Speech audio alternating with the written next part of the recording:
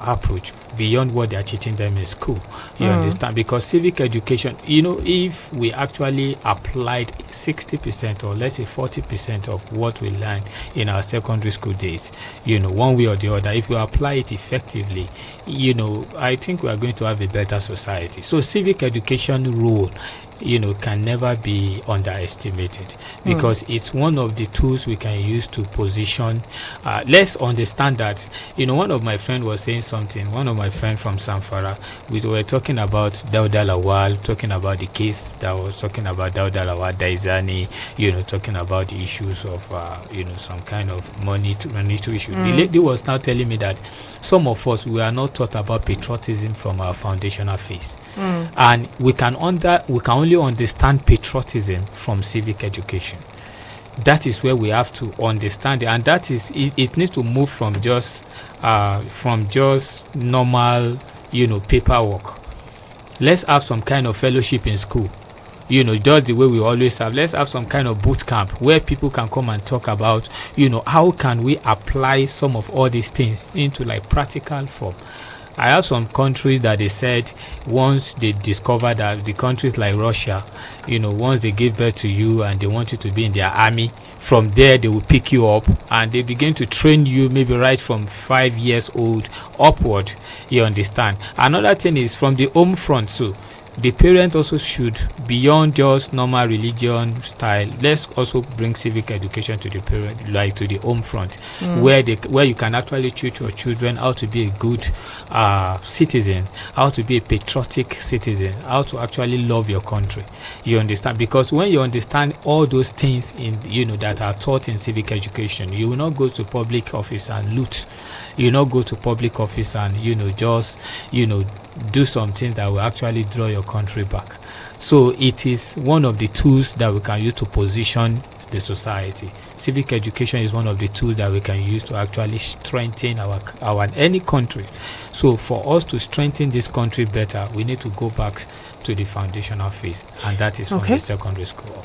Now let's talk about educational institutions. Now you just mentioned civic education, the impact that it has on that. Now can you tell us what role educational institutions can play in supporting collaborative initiatives that enhance accountability within governance?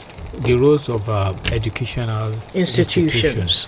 One of the roles they can play is to, first of all, educational institutions, they also have power, because just as we mentioned, education, they need to first understand what is collaboration.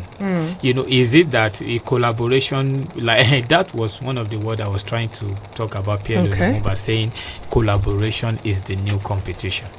You understand? So what the educational institution need to do is to first of all train organization, have like capacity building for organization to understand some concepts, to understand some concept of partnership, collaboration, and all sorts. Because if they can actually champion it, it will help, because it will start from university. You understand that, if I graduate from university and I want to set up my organization, these are what I need to put in place. These are what I need to put in place. These are things I need to know.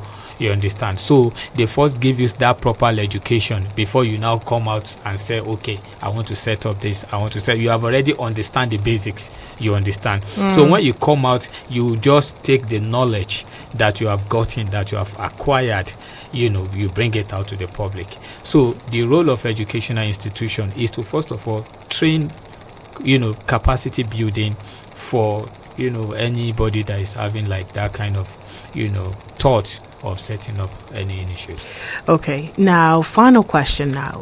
From a global perspective, what are some best practices and lessons that you have learned from youth-led collaborative efforts in strengthening governance accountability?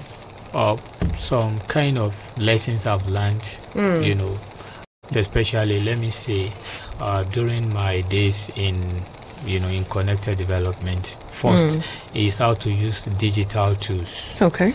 How to use digital tools to promote what you are doing. because just as we used to say that this is digital age, Yeah. and organization has moved from paperwork.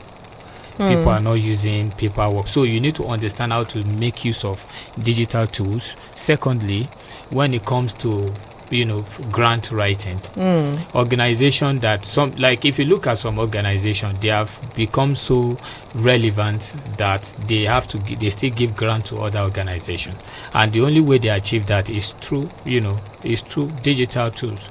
They understand, they know how to make use of their digital space, you understand, and they have some kind of people, some kind of networks of people, because you cannot build a sustainable organization without building a strong networks of individuals that has the same organization like you. So when the best practice that any organization, or the best thing that you can achieve as an individual that owns any organization, is to have a stronger network, not only within your country or maybe your continent, across the world, because it will give you that opportunity to tell anybody. One of my friends was telling me, Innocent, he said once someone reached out to him from Germany, that they saw their work online. You need to make use of social media. Social media is another tool. Some people, I remember when I was in code, they now tell us that we cannot be posting anyhow, that most especially as a development practitioner, you need to understand how to make use of your social media. Social media platform is it's like a house on its own, and if it is the way you make use of your social media platform, that is going to give you more opportunity to get connected to other people from across the world. So networking, social media is one of the best tools that any organization should make use of.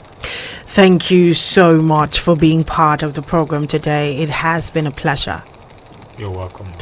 All right, if you're just joining us, you have missed a lot, and I would say, okay, you know what, listen to the program next week Tuesday, because this right here is catalyzing youth action for accountability in governance.